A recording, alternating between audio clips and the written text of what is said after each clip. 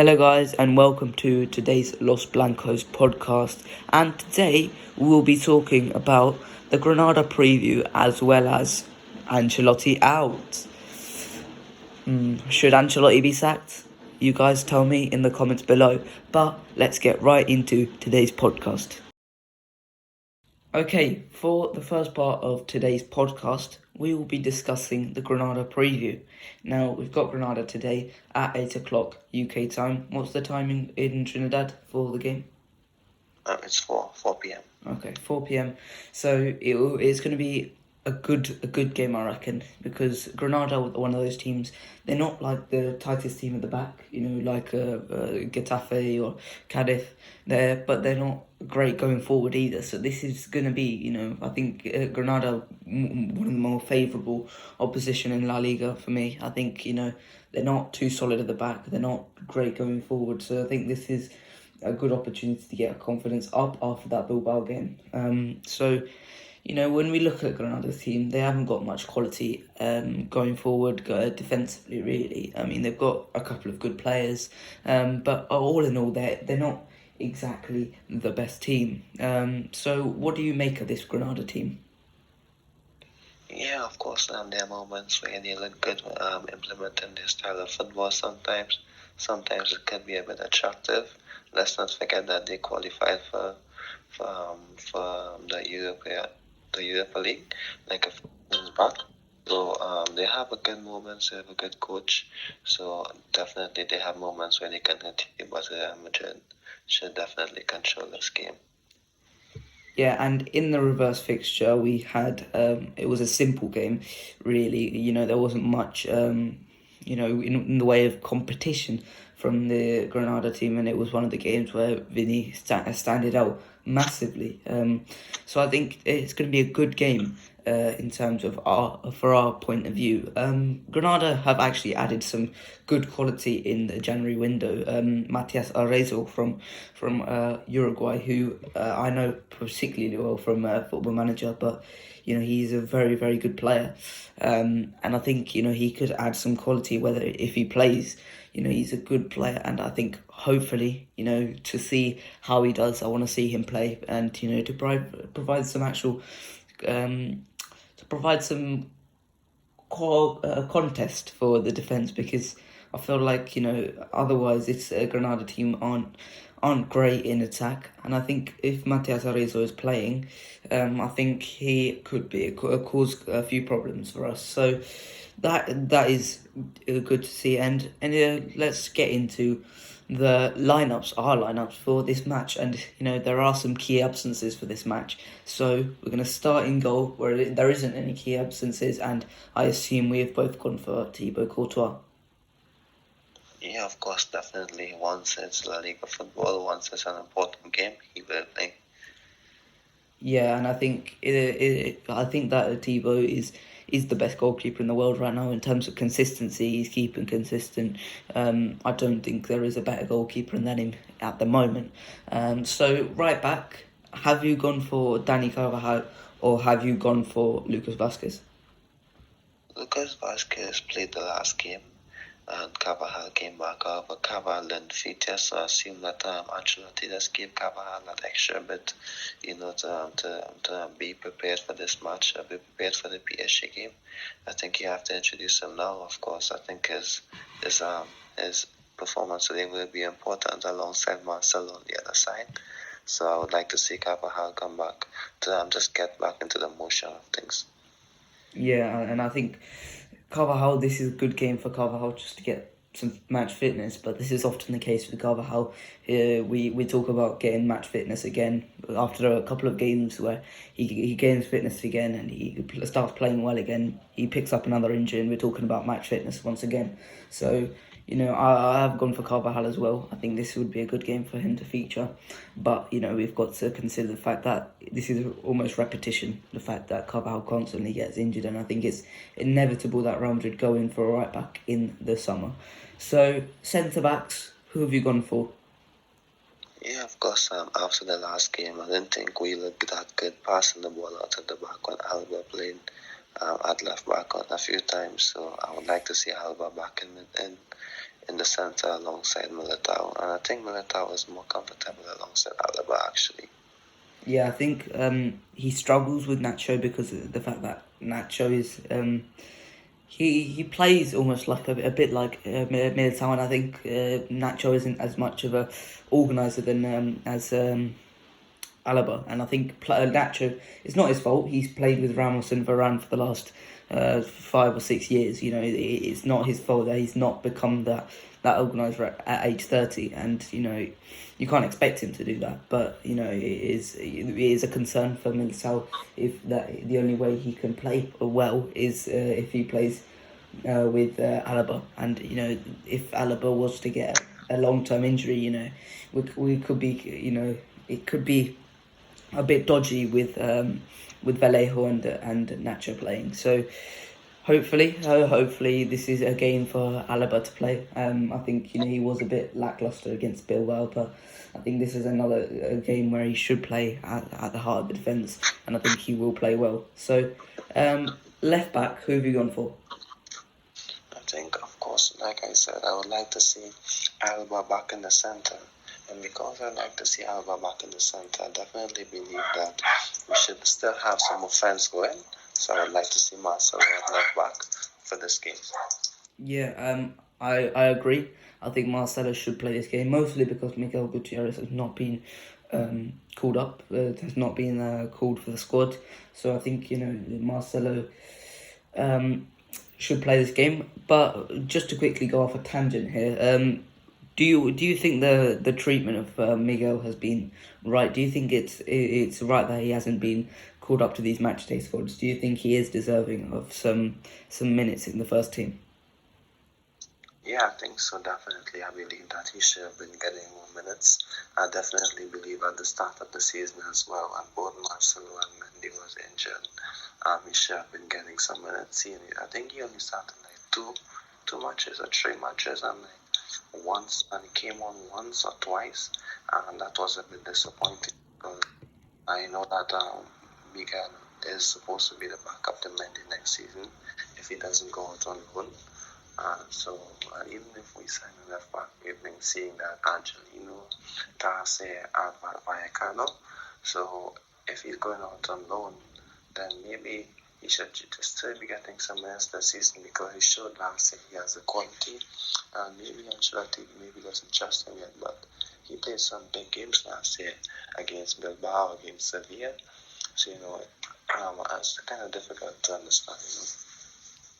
Yeah, maybe something's gone on behind the scenes. Maybe isn't as hard of a worker than the rest of the squad. But you know, it remains to be seen what is going to happen to Miguel next season. It's likely it's going to be a loan and we sign a left back. But I just don't see the need, especially if we're going to go all out for Holland and other players in the summer. If we're just taking away some extra money for that, you know, in going for, let's say, Angelino or Fran Garcia, you know, these players who aren't necessary because of the fact that we've already got a competent left back in Miguel. At least he's competent, you know, and I think ultimately we send him out on loan, and that's sending the message that he's not going to be a Real Madrid player, you know, come a few years time, and I think that could send the message that Miguel is probably going to be sold soon. Yeah, definitely. I think definitely it has a lot to do with the coach and the style of football. So I will definitely get back to you with that when we are speaking about Ancelotti later on today. Because in relation to having Miguel play, having Castilla players play, having young players fit here, I definitely believe it's about style. It's about how the coach utilizes his players. So when we are speaking more about Ancelotti, I have a key point in relation to that, so I'll save it for that. Okay, so defensive midfield, who have you gone for here? You know what? I was actually thinking that maybe one of Casemiro, Modric, and Tony could maybe sit out one of this game. I didn't think that they were at their best in the latest clash.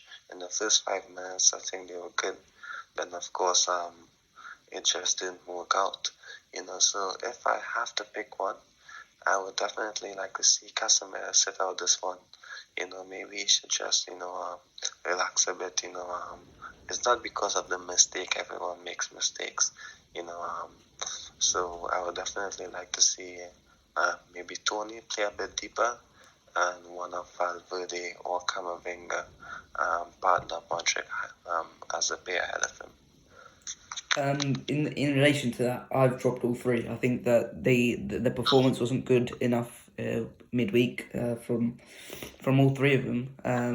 I think in terms of Casemiro, I think of course, he made the mistake, but I think he shouldn't have played that game in the first place. He was playing with Brazil, and that was one of the selection mistakes, in my opinion. And we're going to talk about that in the next section. But I've gone for Camavinga in the defensive midfield with Valverde and Ceballos ahead of them. I think Ceballos it's due for him to get some minutes now. I think he's played well when he's come off the bench. Played really well in fact, and I think he's done well enough to get some minutes now. I think it would be a good game for him to get some minutes under his belt. I think this game is a simple enough game. I think they're not going to pose as many threats as Bilbao do, and I think in terms of like where we could slip up, I think this is one of the games where I would say maybe we won't slip up, and hopefully those words don't come back to bite me. So on the wings, who have you gone for on either flank? So I definitely think that he would get Hazard back on the left. Hazard played the game against Elche. He wasn't that bad. He was good and had some good moments. So I think Hazard will be back on the left. On the other flank, maybe Rodrigo, because I think when Hazard plays on the left, I think we need some energy on the other side. And I think Rodrigo does that best. I would like to see Bale play. However, I would like to see Bale on the left, not on the right actually, because I think he would be better from the left now in this stage. So I would like to see Bale play, but I think he would just come on for the last 20 minutes. So I'd like to see Hazard on the left, Rodrigo on the other side. Yeah, 100%. I think this is a game for Hazard to play. What I've noticed is that Vinicius has not been called up to this squad. I think that's completely right. I think he needs some rest this game. I think. Suspended.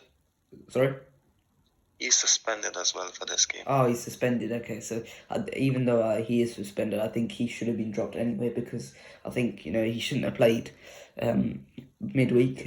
Same with Rodrigo. I don't think they both of them should have played midweek because of the fact they were playing for Brazil just 2 days prior, and I think because of that, I think they're not going to be at their best. I think this is a game for Rodrigo to sit out, and that just leaves a bit of a selection problem because the rest of the right wings, I don't think Asensio wanted to start because of the performance against Bilbao. He was poor at best ultimately, and I don't think Bale is fully fit for that match. But I think in the end, I'm gonna go for Gareth Bale at right wing. I think we're gonna have a shot, and I think if needs be, we'll probably start him off 60 minutes, 45 minutes maybe.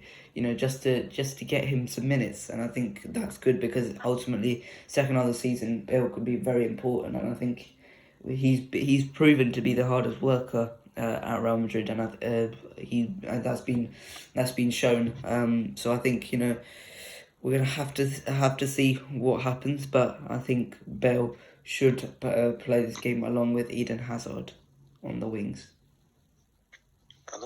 To be honest, I know that Bale and Hazard started the season, but I don't think that Bale and Hazard should be playing together, for defensive purposes, and I don't think that they do a lot of tracking back as effective as when you play Vinicius and Rodrigo, or even Asensio sometimes. Sometimes Asensio is really good defensively, but he isn't like Vini or Rodrigo. But so I'd definitely like to see, if Hazard starts, I would like to see Rodrigo. Bale starts, I would still like to see Rodrigo, just to have the balance in the team.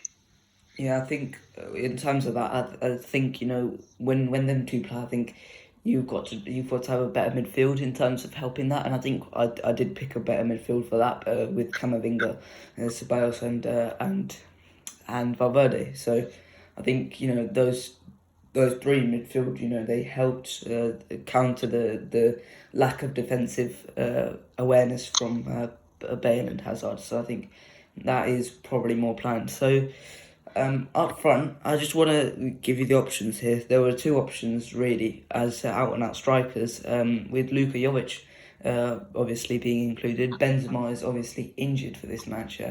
Hopefully he's back by the PSG match, because the signs are looking good that he will be.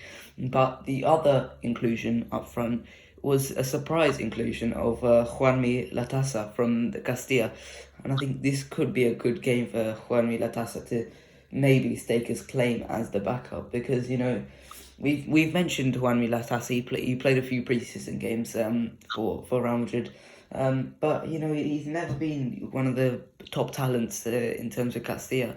He's a lanky forward who doesn't really get on the score sheet much. He does score quite a few times for Castilla, but nowhere near the levels that Hugo Duro did last season, or even Good Johnson's doing this season. So I think it wasn't anticipated that we would get the call up, but I think nonetheless, he is a good player in terms of holding up the ball, and I think if the wingers could contribute some goals, I think this could be a game for Juanmi Latasa to start, and I'm going to go for Juanmi Latasa up front. I want to see him start. I want to see what he can bring to the squad.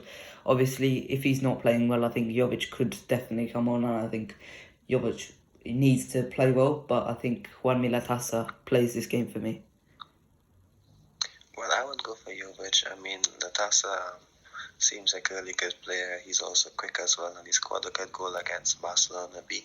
I think the last time Castilla played, not the last time, the second to last time Castilla played. He is a good player, energetic player as well, and he can contribute a lot, to this team. However, I mean, if Miguel isn't playing much from the left, I don't think that Latasa might have much more opportunities in a highly stacked position. I definitely think he'd go for Jovic, and maybe he might go for Hazard as a number 9, a false 9, Asensio as a false 9 after. However, maybe if the game is sealed by maybe 70 minutes, we can see Latasa getting some minutes. However, if I don't think he would trust him if we're chasing the game, if we're trying to get a goal. So, I think he would go for Jovic, then maybe he might move Bale or Hazard to the centre later on. Yeah, I do think that is more likely to happen, but I do prefer to see a Latasa appearance here, and I think Granada's the perfect opposition to do that. But yeah, I think it is more likely that we are going to see a Jovic appearance or a false 9 from Hazard or Asensio. So that's it for this Granada preview. Have you got anything else to say on Granada or the starting 11s? No, well, I just hope that when Ancelotti picks his team, he doesn't try, to play it the exact way that he normally plays when he has his full 11. I think that's maybe a fault that's cost us a few times this season. You can't expect, unless you have a certain style of football, you can't expect players to come into the 11, replace your star players and play exactly like them. There will be a drop-off, and you have to cater for that. By utilizing maybe a few, let's just say a few tactics, to assist with that. Because without Benzema, you don't have Jovic can't drop deep and pull to the wings and dribble open spaces for Benzema. You maybe have to have Hazard do it, have the midfielders overload a bit, to cater for it. So I hope that he makes some slight changes, to implement his tactics on the game to cater for the key players that are missing. I hope he doesn't just send them out and expect them to just have quality. So let's hope he doesn't do that. Yep, I agree. So that's it for this part of the podcast. Join us after this short interval.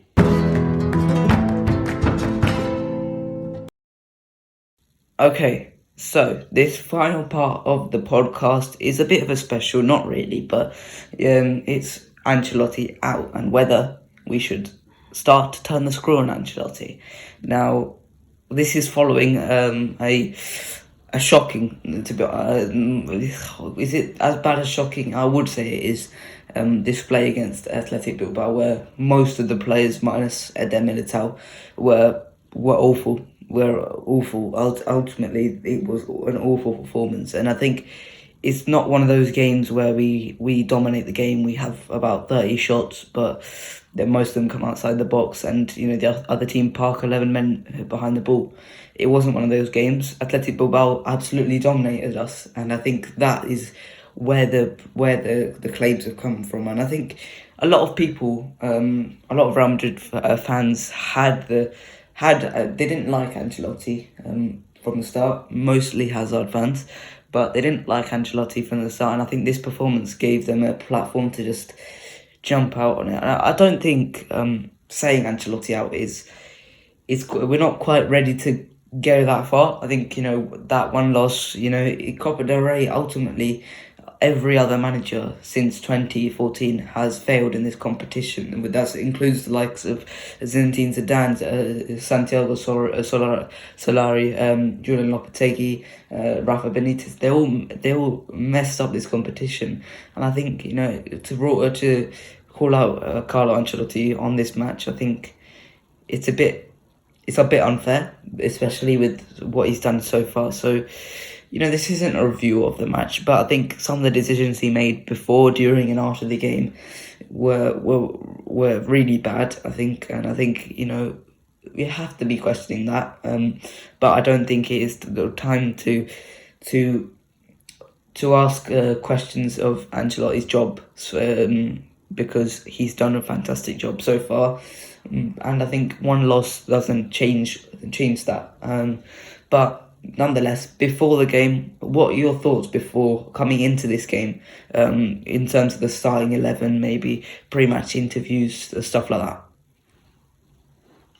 Okay, so definitely before that game, I was looking forward to seeing opportunities for some players, because I definitely believe that if you play players that aren't 100%, you're not going to get 100% simple, and that affects the team. So I expected, players, to have an opportunity to shine. So that's why I made an entire post, a week ago. I said, just that the Brazilians and Valverde play the football, and we have the players and the squad that to cater for it. That's why you have a large squad. So I didn't think he would have, go back, and play Vinicius and play Rodrigo and play Casemiro. I just think it made it difficult for them, so I would have liked to see opportunities for players in that game. And didn't quite see it, which was disappointing for me. Yeah, let me just quickly give you the timeline of these Brazilian players' schedule. Wednesday, at 1 o'clock in the morning. This is UK time, by the way. 1 o'clock in the morning, they played. They played for Brazil against Paraguay. They won, simple match for them. Paraguay not very good, but they jumped on their planes. They came back to Madrid in time. They trained for an hour. That's it, and then Thursday, exactly 1 day later, they play against Bilbao at 8:30. That's just insane. How you can expect them to play within almost 24 hours of each other. I do give the 1 o'clock in the morning. It is basically Tuesday, but I think ultimately it was not a good schedule for them to play this match. I think it should have been a match where others should have played this match, and I think you could see that in their performances, because they were so lackluster. And ultimately, you can't blame Casemiro for the last mistake, because he was tired. You could see it in all of his game.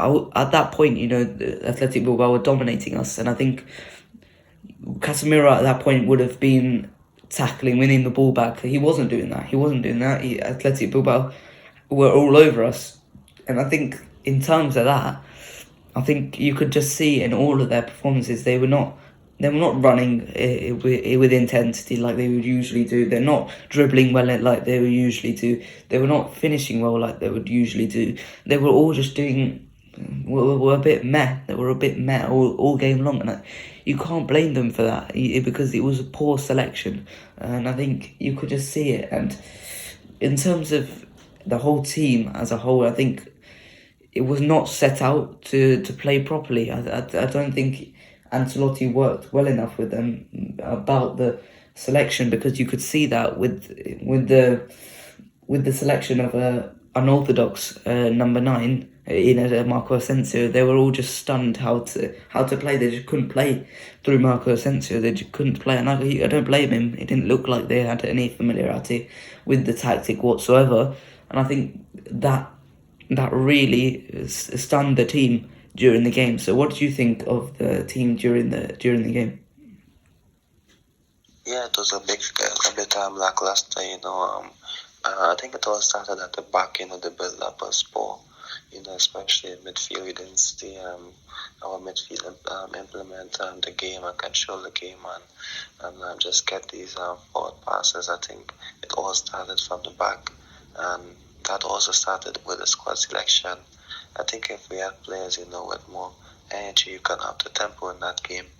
I definitely believe that we would have had a better shot at winning this game and having better moments. So I would definitely say this one is on Ancelotti, because I won't blame the players. Of course, some players should have done better, because let's not forget, only Vinicius, Rodrigo and Casemiro, who started the game, were on international duty, so I expected a bit more from the other players, to be fair. Yeah, and it wasn't a good performance overall. After the match, Ancelotti came out and defended his choices, but during the match, the choices made were not good whatsoever, because you could clearly see that Vinicius and Rodrigo were not up to the task. So therefore, you've got Bale and Hazard on the bench ready to come on, but no, he doesn't bring them on. He leaves Vinicius and Rodrigo on the bench.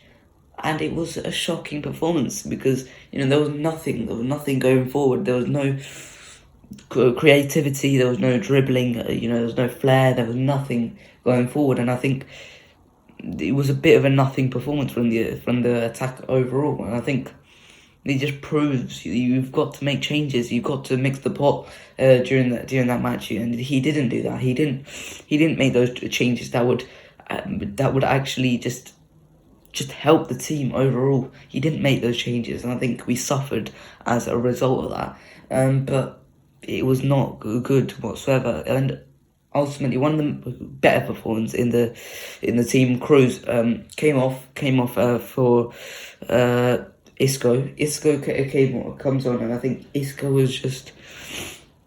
He would normally be a good performer, but I don't think he did what he would normally do when he comes on. Just goes forward and just gets in good positions just to shoot.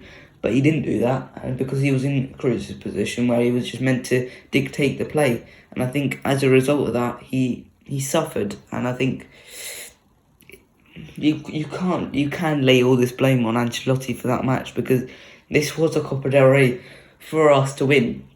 This was a Copa del Rey where we should have been easily winning. We should be breezing past these teams, because there weren't any teams left that we should have been properly overly concerned by, because Atleti were out, Sevilla were out, Barcelona were out, and following this game, Sociedad were also out. And I think that should have been enough for us to go, oh, here's our chance finally to win this trophy. But we haven't done it, and we remain resultless in this trophy since 13-14, and that's really concerning as a Real Madrid fan, because this is the trophy where Barcelona just constantly just racks it up and just gets it season on season. And I think we've got to start winning in this trophy. I don't know why we don't. There's nothing to suggest why we don't win this trophy, because it's clearly not cup problems, because we win the Champions League, but it's clearly not the squad problems, because we've got the best squad in Spain, and I just don't understand why we just don't perform in this trophy. So do you know why we don't perform in this trophy? I mean, it is a bit of a broad question overall, but do you have any reasons? Do you reckon there are any out and out reasons why we don't perform in this trophy? That's a difficult question to answer, because first of all, each coach I've been saying that the Copa is important to Madrid. And starting from Zidane, when he came back, he said it's the only trophy he never won. He's going to give his all to win the competition. And in the last 2 seasons, he's been mixing it up a bit, playing good players in the competition. We have still been knocked out, So I definitely believe that when it comes to cup competitions, we get the mixed there. All along, in my opinion. I don't think that we select the perfect blend of players, even if you're mixing up the players a bit. Even like last season under Zidane, or 2 years ago under Zidane, or in the 18-19 season when Barcelona sent us home. I think that Barcelona were just better than us, so that's understandable. And however, in the years with Zidane as well, I didn't think that the mix was good enough. The blend of players utilized for these games wasn't good enough, because in those competitions, even if you're mixing up the players a bit, I've seen Manchester City. They do it really well when they mix up the squad and they have a lot of youth teamers playing, or players who are VT on the bench playing. I think Pep has a good mix there, a good blend of players that he can still implement his style of football. I don't think at Madrid they do that, and that's partly down to the fact that Madrid don't have a specific system in place that players understand. So when they come onto the pitch, it's more like they don't know what is expected of them, what they should be doing in those cup competitions. Unlike, let's just say, Manchester City, who have been dominating their local competitions in England, because I just think that when other players fit here, they know what they're supposed to do, they understand what they're supposed to do, and that has been affecting Madrid ever since let's just say 2016 per se. So that is a bit disappointing. However, yesterday, I just think that it just didn't work. Not yesterday, Tuesday, it just didn't work out. I just think that he didn't pick the correct players for the match. It's as simple as that. You have to get the mix properly. The players seem like they want to win. The managers keep saying that they want to win the competition. However, if you're missing players, you need to have like a certain style of football, not just for the cup competitions, but for many games. So when you're missing a player, when for example, if Camavinga comes into play in the midfield, you can't expect Camavinga to be doing what Luka Modric does, what Casemiro does, what Toni Kroos does. You have to have that perfect mix there. So when these players come into play, they know what they're doing. And it's as simple as that. For Madrid, for the past 6 years, we don't have a specific style of football. We have a good starting 11, and we have good backup players who struggle a lot, a few occasions, because when they come into play, I don't think that they're informed tactically enough, to understand what is expected of them. So when it comes to these competitions, when they're playing, it's not 100%, and it's not entirely their fault. Yeah, I did kind of put you on the spot there with a really difficult question, but I think you answered it pretty well. But if we move on to the actual Ancelotti out claims, in terms of Ancelotti out, I think it's too premature to say Ancelotti out, because ultimately loads of managers I've tried to win that trophy. It's not happened, and we can't judge Ancelotti on that either, if we're not judging other managers on it. So in terms of that, but I think there has to be a line where Ancelotti, has to be judged at, rather than just looking at what he's already done. I mean, ultimately, what he's done this season, he's stabilised that defence. Even though Rafael Varane and Sergio Ramos have both gone out the door, he's made Vinicius Junior, which is this is absolutely priceless. The value of Vinicius Junior this season, it's priceless, because what he's doing this season is something we could have not have asked for, and I think we've got it now, and I think this has helped us so much, and this is going to help us so much. I think ultimately, if Ancelotti goes trophyless this season, he's almost ensured us winning trophies in the future with this Vinicius improvement, and I think that's got to be, looked at in terms of Ancelotti's progress this season, but he's also made us really good, really consistent in Europe, minus that Sheriff loss. He's made us really consistent in La Liga, and he's developing these youngsters pretty well. I would say. I think Camavinga's doing well, Valverde is doing well under Ancelotti. I think they're doing well. I think this tactical consistency is going well. I think this partnership up front is going well. I think Asensio's improved, Jovic has improved. All these players have improved under Ancelotti, and that's got to be taken into account. But where would you draw the line for Ancelotti in terms of an Ancelotti out?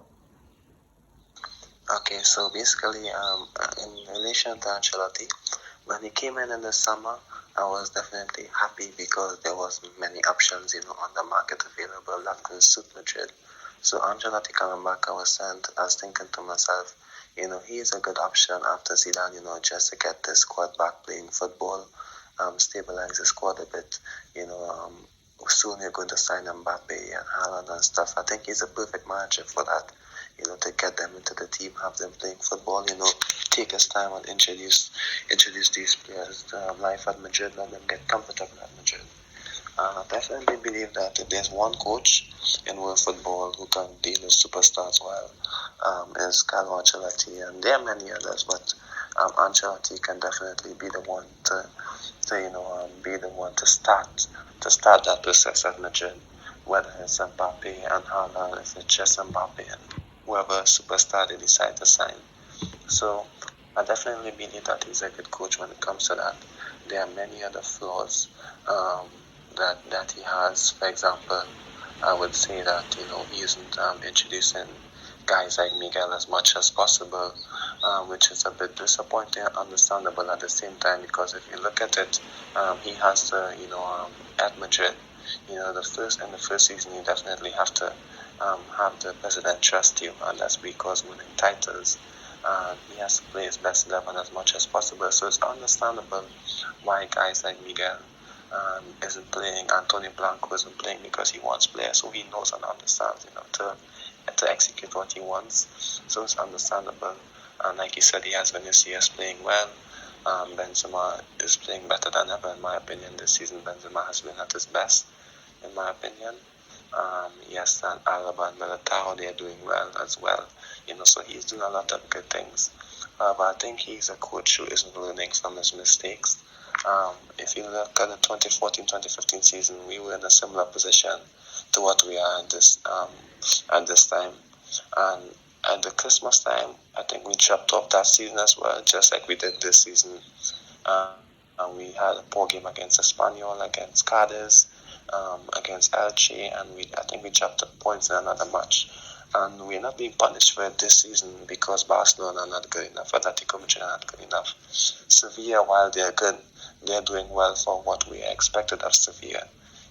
Had we dropped those points in 2014-2015, when we didn't, we were like 2 points behind Barcelona after we were 4 points clear in December. So we are getting away with it because the other teams are struggling, and that's because sometimes when we are missing key players, we don't perform as is expected. I think that will happen. We will get better next season when Mbappe comes along, when we have other star players coming along to make this team better. So I think that will help Ancelotti a lot to do well this season. So I think he's going to win the league this season, and he will win it the next year as well when Mbappe and makes this team way better. This team will be playing more consistent in attack. However, where I draw the line is maybe in terms of Ancelotti out, because I do not think he's a manager long term for like 4 years, 5 years. I think it's maybe for 2 years, 3 years. I think if he doesn't win the league, with the team that he has and the team that Perez wants to bring in, Perez wants to have a really good team. That, we all know that. If Ancelotti fails to win the league with them, I think that would then be the excuse, to sack him, because I don't think that we should sack him unless we fail to win the league, because I definitely believe we are the best team in Spain, and if we fail to win the league with the players that we have, then I think we should sack him. And when we eventually do, because I know it will happen at some point in time, or he might step down at some point in time. We need a coach who can say, okay, this is a Madrid team. We can start building for the future, because there will be Mbappe, Vinicius, Militao. We'll have another young centre back. Modric and Cruz, Benzema will be a little bit older.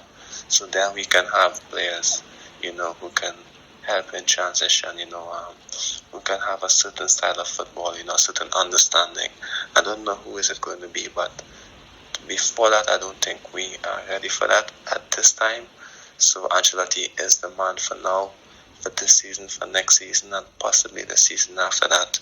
However, in terms of implementing the younger footballers, that's why I would like to see Miguel go out and loan, Tony Blanco go out and loan, all these Castilla talents going out and loan, because they're not going to get the opportunity now.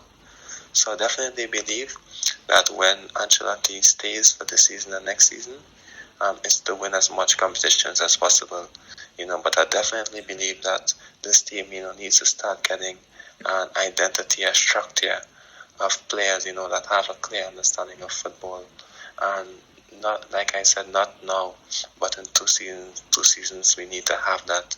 And I don't think Ancelotti is the man for that. He is the man to stabilize things and let players play well, improve players, keep players happy. And I think that would be for this season, next season. And if he wins this season and next season, then he has an opportunity for the other season. However, if he loses the league, I think that's when we draw the line, because this team is good enough to win the league for the next 3 seasons, in my opinion. So, like it was last year, we were good enough last year, but it didn't happen. Okay. However, we need a coach to win the league this year, which I think he's doing, and win the league next year, because I expect Barcelona to get better. And I don't know if we're going to lose the league to them at some point in time, the season after or the season following that, but I definitely believe he should be winning the league minimum. And that's why I draw the line. If he fails to win the league with the squad that he has and the talent that he has, that's where I draw the line. However, my final point is he needs to learn from his mistakes. Like I said, in the 2014-15 season, we were similar to how we are doing this season in terms of 4 points ahead at this stage. However, we dropped off significantly, and that's because players were tired. Modric got injured, and he just kept playing the same 11 over and over without introducing other players, and that cost us the league. It's unlikely it's going to cost us this year, because, like I said, the competition isn't that good compared to the 2014-15 season. However, had Barcelona been playing really well, I think that Ancelotti would have had his work cut out for him. So because Barcelona are not as good enough as we expect, I think that he's going to last a bit longer and he's going to win a bit more titles. But I hope that the main thing is I hope that he has a certain style of football, to have the young players, when they come into play, they have an understanding what they're expected of doing. And of course, I definitely believe that he should assist in fixing and learning from his mistakes, which cost us in the 2014-15 season. There is a lot to learn for him, even though he has been coaching for a while. That's why he has David Ancelotti as well to help him out in terms of understanding tactics, etc. However, I'm not going to go too hard on him for losing the game. Like you said, Zidane couldn't win the Copa. We haven't won it since he won it in 2013-14. So there is a lot for him to do in terms of, like I said, introducing youth talent and getting a structure. However, for now, I think he should stay. There isn't a need to panic and change coaches. There isn't one available at the moment. So I would like to say, as of now, next season, Ancelotti is the young guy. But however, with that being said, we have to understand that we should loan out Miguel Antonio Blanco as well, because they're not going to get minutes on them. So I definitely believe we should sell them with a buyback clause or give them a 2-year loan until we have another coach who can implement them, in my opinion. But for now, his focus should be on winning as many titles as possible. Yeah, I think that it is the league that depends on us winning it, because I think we have to win it for the next 4 or 5 years. I think Barcelona ain't going to come back to a level that we won't match or improve on for the next 4 or 5 years at least. I think other competitions. We have to start winning that Copa del Rey title. It doesn't matter if it's this year now, but next year, beyond that, we have to start winning it, because Barcelona know how to win that competition. And I just don't want to listen to Barcelona fans constantly saying, talking about how we never win that competition. So I think that is a competition we have to start to learn how to win. But in addition to that, the Champions League. I don't think his future hinges on the Champions League this year, because we're clearly not the best team in the Champions League, nowhere near it. Bayern, Man City, Liverpool, I think, are better than us right now. But I think, in terms of Champions League, there is a way he could get sacked, and that is if we are humiliated in the Champions League, which I don't see happening. I don't think there's a team that can actually absolutely humiliate us. I don't think, Bayern, the gap between us and Bayern is big enough for Bayern to humiliate us, or Man City to humiliate us. But I think, in terms of a humiliation in the Champions League, that's when I think, no, I don't want Ancelotti to carry on, because it ruins the image of Real Madrid having a manager there who was over there to oversee and 8-2 like Barcelona did. If that happens, but hopefully it doesn't. In the future, maybe it might. The Champions League might depend on a manager's future. A manager's future might depend on the Champions League, but we never know. And in the future, maybe I would like to see Jurgen Klopp and Eric Ten Hag, Raúl maybe in the dugout for Real Madrid. But I think Ancelotti was the right choice at the right time. I think he has done a great job so far. It is too early to start calling out for the sacking of him. I think he did make some poor decisions during that game, before that game, but I think you can't. It is only one game, even if it is extremely painful, because it is the Copa del Rey. But I think his future can't hinge on that. So that is it for this part of the podcast. The podcast as a whole that is it for it. I do apologise for the rain. It is absolutely pissing down here. I can't do anything about it. It is a horrible noise. I have to sit here. It's so annoying. But apart from that, hopefully it hasn't interrupted your audio pleasure. But I think that is it for this week's Los Blancos podcast. Hope you guys enjoyed. Like and subscribe, and I'll see you guys next week. Bye bye.